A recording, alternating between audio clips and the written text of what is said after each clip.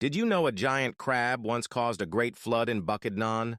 Long ago, a monstrous crab lived beneath the earth, holding back a great underground sea.